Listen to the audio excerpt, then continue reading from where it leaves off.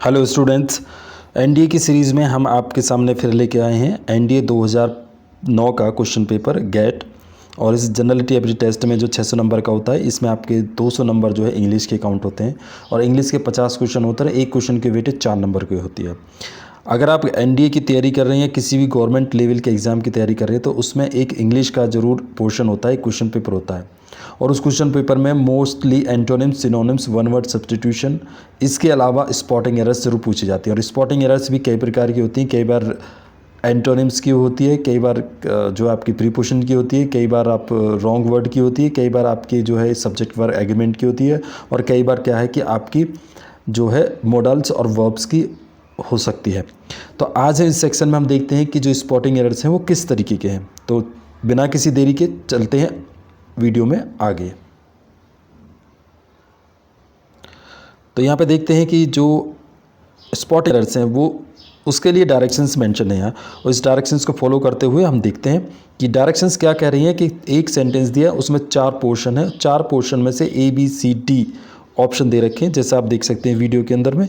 यहाँ पे इसमें से आपको you will have to select one part. The error part will be your answer. It means there will be error in A, B, C and D. The error can be anywhere. So an error can be there. So you will have to select an error over there if you find it. तो देखते हैं the young child. Okay, ये तो example दिया इन्होंने। हम देखते हैं इसके क्वेश्चंस की तरफ। 17 क्वेश्चन है। The he hesitated to accept the post as he did not think. अब देखिए इसमें ऑलरेडी दिखाई दे रहा है कि जो एरर है वो 17 के बी पार्ट में, क्योंकि यहाँ पे हम एज को हटाएंगे, क्योंकि यहाँ पे कोई रीज़न नहीं बता रहा है, कोई कारण नहीं बता रहा है, कोई रिजल्ट नहीं है, तो यहाँ पे हम 2 का प्रयोग करेंगे, THOUGH। क्वेश्चन नंबर 18 पे चलते हैं। 18 क्या कह रहा है?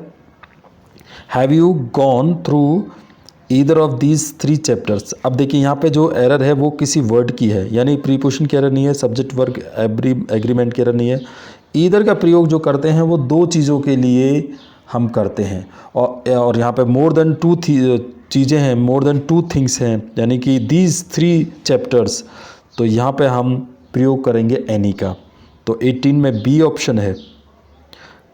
19 पे चलते हैं। I am learning English for 10 years. अब देखिए विदाउट मच इफेक्ट। अब I am learning English present continuous पे नहीं बनेगा, ये सेंटेंस बनेगा I have been learning English. ठीक है, तो यहाँ पे जो एरर है वो ए पोर्शन में है। 20 पे चलते हैं। Ramesh has agree to marry with the girl of his parents choice. अब 20 में जो एरर है वो होगा to marry with the girl. Ramesh has agreed, ठीक है, to marry with the girl. तो यहाँ पे जो गलती है वो बी वाले पोर्शन में है। 21 पे चलते हैं। The pity is that no sooner he had left the place then the fire broke out. अब देखिए हमेशा ध्यान रखना, जब भी नो सूनर का प्रयोग हो, कई बार एरर आती है नो सूनर के बाद देन का प्रयोग नहीं होता है। अब यहाँ पे दिया हुआ है तो सी में तो गलती होगी नहीं। अब चूंकि यहाँ पे नो सूनर दिया है तो हम यहाँ पे जो एरर मार्क करेंगे नो सूनर हैड ही, इस तरह से आएगा, क्योंकि नो सूनर के बाद हमेशा इन्वर्जन का प्रयोग किया जाता है। तो एक 21 में जो एरर होगी वो होगी यहाँ पे no sooner had he left. 22 पे चलते हैं। When he was arriving the party was in full swing. So when he was arriving, तो यहाँ पे देखिए जो एरर है वो 22 में एरर बनती है आपकी when he arrived होगा। देखिए मैंने आपको सीधा ऑप्शंस नहीं बता रहा हूँ, ऑप्शंस में क्या मिस्टेक है, क्या एरर है और क्या वहाँ पे जो है इनकरेक्शन है उसको बता रहे हैं, और साथ में करेक्ट भी कर रहा हूँ। तो अगर आपको ये समझ में आ रहा है तो इसको अच्छी तरह से देखें, क्योंकि खाली आप इसको रट्टा नहीं मारें, इसके कंसेप्ट को समझें, इसमें गलती क्या हो सकती है उस चीज़ को समझें। 23 the dean wrote he constituted a committee of expert. देखिए यहाँ पे the dean wrote he constituted, तो ये 2 अलग अलग सेंटेंसेस है, 2 अलग अलग फ्रेज हैं एक तरीके से। तो इस तरीके के जो सेंटेंस आते हैं तो उसमें कोई ना कोई कंजक्शन का प्रयोग होता है। ठीक है, अगर आप 23 में देखेंगे तो यहाँ पे कंजक्शन दिया नहीं है, तो यहाँ पे जो मिस्टेक जो होगी पहले वाले ऑप्शन में ही है। ठीक है, आप अगर इस तरह देखेंगे तो इसको इजीली समझ सकते हैं, क्योंकि ये दोनों किसी न किसी कंजक्शन से किसी से जुड़ने चाहिए। अब कंप्राइजिंग कई बार मिस्टेक आती है कम प्रीपोजिशन की, तो कंप्राइजिंग के बाद हमेशा ऑफ आता है। तो यहाँ पे देखिए अगर ऑफ नहीं होता तो हम यहाँ मिस्टेक लगाते, ठीक है। लेकिन जो क्वेश्चन पेपर जो बनाने वाला होता है, जो क्वेश्चन को सेट करता है, वो जानता है कि इसमें एक ही एरर होनी चाहिए, वरना उसे बाद में करेक्ट करना पड़ेगा और चैलेंजेस आएंगे, और इस तरीके से जो संस्था है, जो बोर्ड है, ठीक है, जो महकमा, उसकी बदनामी होती है। तो वो भी एरर जो रखते हैं वो एक पर्टिकुलर काइंड और पर्टिकुलर टाइप की एरर रखते हैं, जिसको ईजीली किसी न किसी तरीके से, किसी न किसी ऑथेंटिक सोर्स के माध्यम से इसको चैलेंज किया जा सके। 24 पर चलते हैं।